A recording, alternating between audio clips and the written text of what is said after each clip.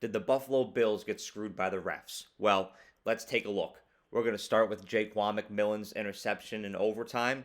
And so, yes, Brandon Cooks catches this ball and his knee is down. However, he does not maintain full possession as he's going to the ground, which enables that ball to get transferred over to Jaquan McMillan, and it's ruled an interception because he wasn't able to maintain enough possession for it to qualify as a catch. So I have no issue with the call itself. What I have an issue with is what unfolded after the call was made. Sean McDermott calls a timeout, which gives refs time to look this over and possibly overturn this. However, they seem very rushed throughout the entire process, and they never take the time to completely look the play over.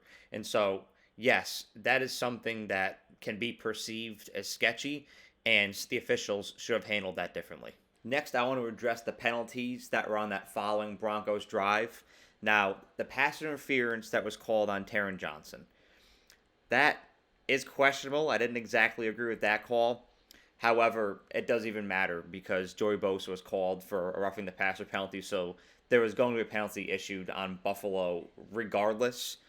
But what I really want to break down here is Tre'Davious White's pass interference call on Marvin Mims Jr. Now, yes, this is pass interference as well.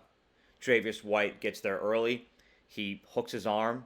By definition, that is pass interference, and it should be called every time. However, what I don't love is that a very similar play unfolded with Riley Moss and, well, oddly enough, Brandon Cooks earlier in the game. It looked very similar to the play that happened with Tre'Davious White and Marvin Mims Jr. However, pass interference was not called on Riley Moss in that play, and so all we ask for is consistency. It wasn't delivered by the officials in this game. People are outraged by that, and I completely get it. At the end of the day, if you're the Bills, you can't go up 27-23 with just over 4 minutes left in the fourth quarter and then proceed to let the Broncos just drive right down the field and go up 30-27 with just over a minute left in the fourth quarter. You've got to get a stop on that drive. You've got to close this thing out defensively if you're the Bills.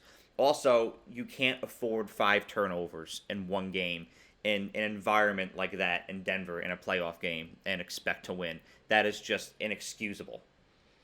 Was the officiating inconsistent and a little bit fishy today? Absolutely.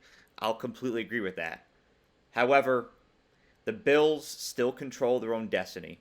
It still comes down to execution. The refs can't win or lose a game for you. The game is a whole plot. There's plays where you either execute or you don't, and that's what tells the story. There were many plays in this game where the Bills didn't execute, didn't put this game away, and that's why they lost, not the refs alone. Buffalo still controlled their own destiny. Let me know what y'all think about this whole situation in the comment section below. Have a great night.